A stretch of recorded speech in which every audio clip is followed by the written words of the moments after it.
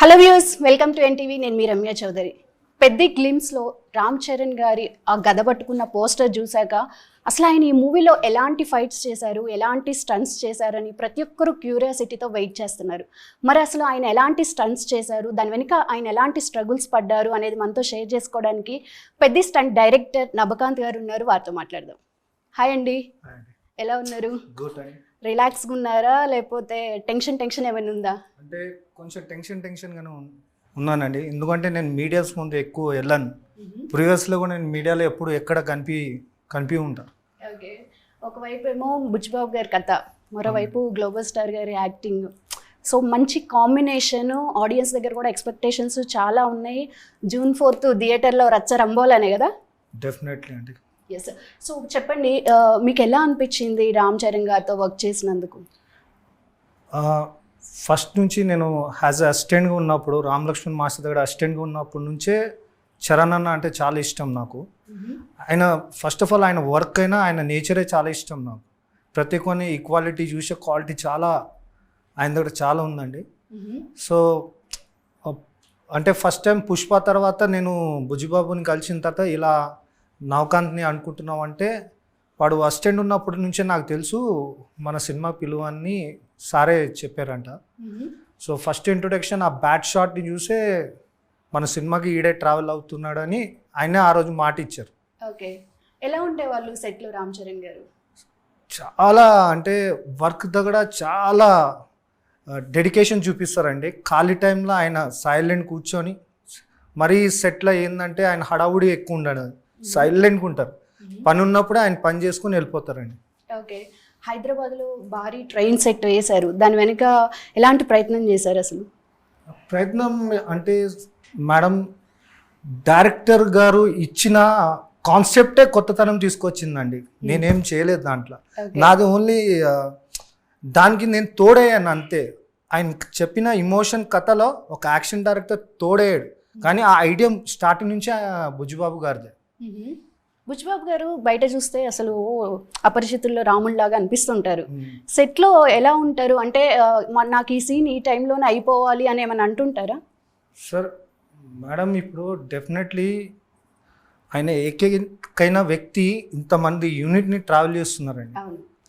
So ఆయన work విషయంలో అందరు అంటారు దాని టెన్షన్ కాదు, అది ఆయన అనుకుంటున్న విజువల్ అక్కడ రావాలనే ప్రయత్నం అది. దానికి మేము అందరం హెల్ప్ చేస్తున్నాం. సో ఆయన విజువల్ ఆయన అనుకున్నట్టే తీయడమే ఆయన గోల్. ఆ రోజుకి ఆయన గోల్ అదే. అది మేబీ సమ్ టైమ్ మేము ఫీల్ అవ్వచ్చు, కానీ ఆయన తీసిన తర్వాత మన బుర్రగా ఎక్కిన తర్వాత అమ్మా మనిషి ఇలా ఉన్నాడు ఏంది, క్వాలిటీ ఏంది, కైలాసం పర్వతం అంత విజువల్ ఉందని అనుకుంటారు మీరు. Super super. Yes. So Ram Lakshman గారు శిష్యులు మీరు. అవునండి. సో ఈ సినిమాలో రామ్ లక్ష్మణ్ గారి ఇన్వాల్వ్మెంట్ ఏమైనా ఉందా? రామ్ లక్ష్మణ్ మాస్టర్ ఒక యాక్షన్ ఎపిసోడ్ చేశారండి. ఓకే, సో ఆయన దగ్గర నుంచి డైరెక్ట్గా ఫస్ట్ వాళ్ళ దగ్గర మీరు నేర్చుకున్నాక డైరెక్ట్ పుష్పకి వచ్చారా? అవునండి. పుష్ప తర్వాత ఇప్పుడు పెద్ది కాదండి, దాని తర్వాత మనశంకర్ వరప్రసాద్, ఉస్తాద్ భగత్ సింగ్, దాని తర్వాత పెద్ది. బట్ పుష్పలో అల్లు అర్జున్ గారితో చేశారు, మళ్ళీ ఇప్పుడు రామ్ చరణ్ గారితో చేశారు. వీళ్ళిద్దరి మధ్య మీకు కామన్ డిఫరెన్స్ ఏమైనా అనిపించిందా? ఇద్దరు వర్క్ పిచ్చోళ్ళండి. వర్క్ పిచ్చోళ్ళు. ఓకే, ఎందుకంటే ఆ పిచ్చితనం లేనిది మనం ముందుకు వెళ్ళలేమండి. వాళ్ళ దగ్గర ఉన్న క్వాలిటీ అది బెస్ట్ క్వాలిటీస్. ఎస్. సో మీరు స్టంట్ చేయించే టైంలో రామ్ చరణ్ గారికి ఒక చిన్న దెబ్బ తగలడం జరిగింది. అప్పుడు అందరి చూపు మీ వైపే తిరిగి ఉంటుంది, కానీ అక్కడ చూపు తిరగకుండా చేశారండి ఆయన. అవునా? ఒక రోల్లా కొంచెం ముందు ఒక యాక్టర్ లేవాలి, దాని తర్వాత చరణ్ సార్ లేవాలి. సో ఎట్ ఏ టైం కొంచెం లేచే వల్ల కొంచెం హెడ్కి తగిలింది. సో సార్ అప్పుడే చెప్పారు, మేమందరం చరణ్ సార్ దగ్గర ఉరుక్కుంటూ వచ్చాం. కానీ చరణ్ సార్ వెంటనే రాగానే నా మిస్టేక్ ఫస్ట్ వాడికి ఏమైంది చూడమన్నాడు. ఇంకోటి చరణ్ సార్ నెక్స్ట్ డే కుట్లు వేసుకొని సెట్కి వచ్చారు. రెస్ట్ తీసుకోమని చెప్పలేదా? తీసుకోమన్నారు, కానీ ఆయన కమిట్మెంట్ ముందు ఆయనది ఆ స్టిచెస్ ఏం అంత వర్కౌట్ అవ్వలేదు. ఓకే, సో అంటే ఆ టైంలో మీకు ఏమైనా భయం అనిపించిందా, అరే ఇది ఎంతవరకు వెళ్తుంది అని? భయం అనేది డెఫినెట్లీ ఉంటుంది. ఇప్పుడు ఇది సెన్సిటివ్ ప్లేస్ అండి. అవును. చిన్నది ఇంకా చేయి తగిలిందంటే కుట్లు మళ్ళీ రిలీజ్ అయిపోతుంది. సో అది కాకుండా కొంచెం సేఫ్టీగానే డీల్ చేసాం ఆ ఎపిసోడ్. ఓకే. సుకుమార్ గారు కూడా కనిపించారు మాకు సెట్లో.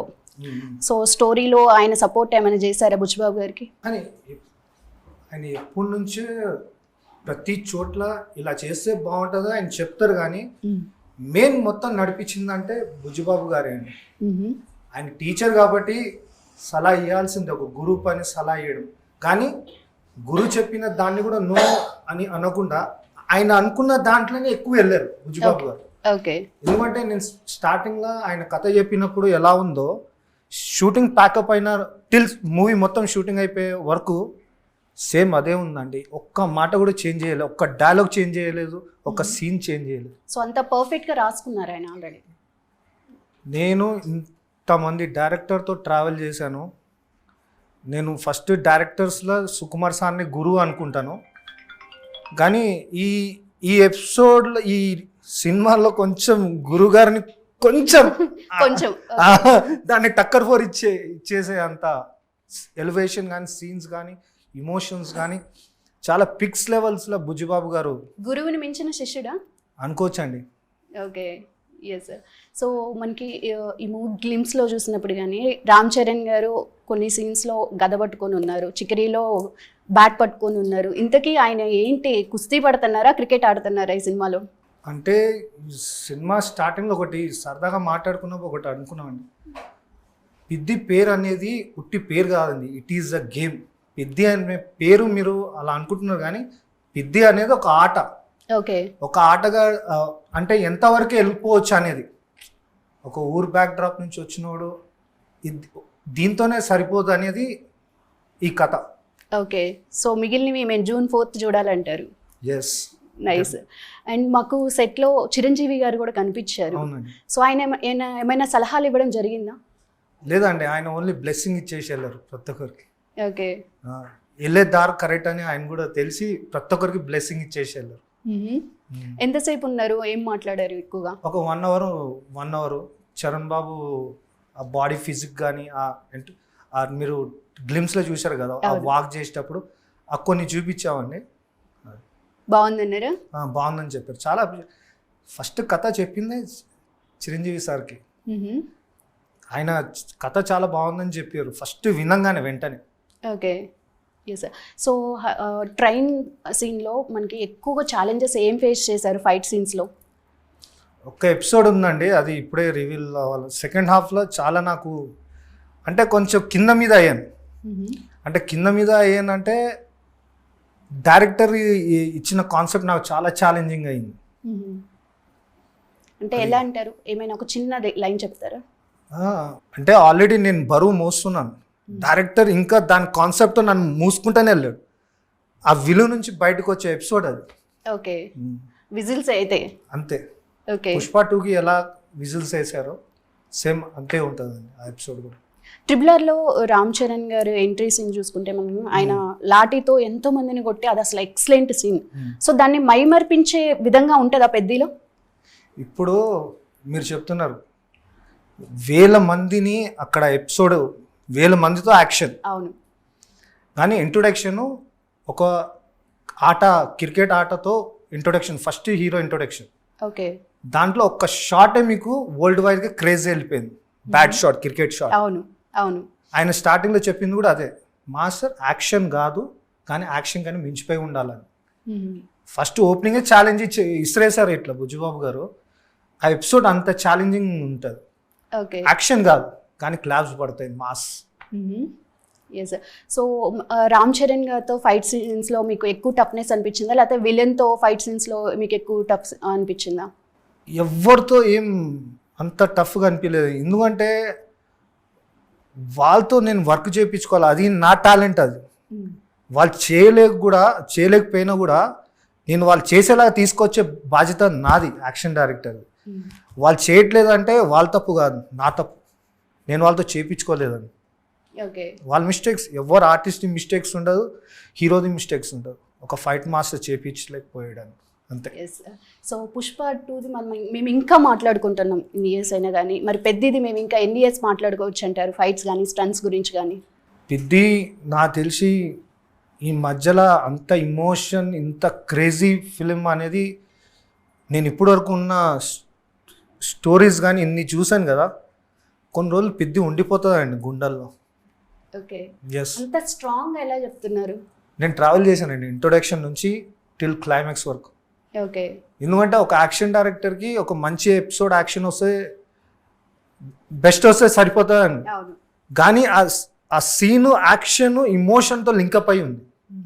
ఆ ముందు సీన్ ఎంత బాగుంటా వస్తుందో ఆ యాక్షన్ ఎపిసోడ్ అంత బాగుంటుంది. ఓకే, సో నా ప్రతి యాక్షన్ ఇమోషన్తో లింక్ అయి ఉందండి.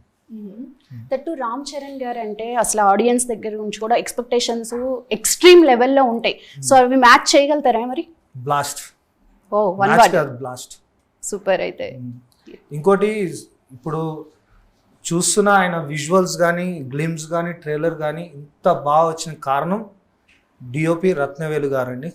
Next level. అసలు ఏంటంటే మనము ఒక ఫ్రేమ్ పెట్టినప్పుడు మనం ఓన్లీ హీరో మీద టార్గెట్ చేస్తాం, హీరో బాగా కనిపించాలి అది. కానీ సార్తో నేర్చుకున్నది ఏంటంటే సమ్హౌ మనం కూడా బ్యాక్గ్రౌండ్ కూడా చూసుకోవాలి. బ్యాక్గ్రౌండ్ సోర్స్ ఎట్లా ఉండాలి, లైట్ ఎట్లా ఉండాలి, యాంగిల్ ఎట్లా పెట్టాలి అనేది రత్నవేలు సార్ దగ్గర నేను చాలా నేర్చుకున్నాను. అంటే ఒక ఫైట్ మాస్టర్ లైట్ క్వాలిటీ కూడా నేర్చుకునే చాలా మంది రేర్ పర్సన్ అండి. డిఓపిస్ నేర్పియరు అలా, ఎందుకంటే అది వాళ్ళ సీక్రెట్స్. కానీ ఎదుగుతున్న ఒక స్టంట్ డైరెక్టర్స్కి ఫ్యూచర్లో ఒక లైట్ క్వాలిటీని కూడా చూడాలనేది ఆయన నేర్పించారు. కరెక్ట్. ఇంకోటి ఏంటంటే సార్ సన్, మన ఇది ఆది అని ఉన్నాడు, సార్ సన్నే అసిస్టెంట్ సార్కు. అతను కొన్ని రోజులలో సేమ్ రత్నవేలు సార్ అంతా కాకుండా ఒక పెద్ద డిఓపి అయితే అవుతాడు.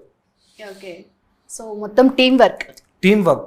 ఓకే, నేను ఎక్కువ రత్నవేలు సార్కైనా ఒక ఫస్ట్ హాఫ్ సెకండ్ హాఫ్ కొంచెం ట్రావెల్ అయ్యాం, కానీ నేను ఎక్కువ సార్ సన్తోనే ఎక్కువ అయ్యా. ఆది అని ఫ్యాబులస్ గాయ్, ప్రతి ఫ్రేమింగ్ కానీ నాలెడ్జ్ కానీ బయట అమెరికా నుంచి యుఎస్ నుంచి చదువుకొని బాగా వచ్చాడు. Super knowledge.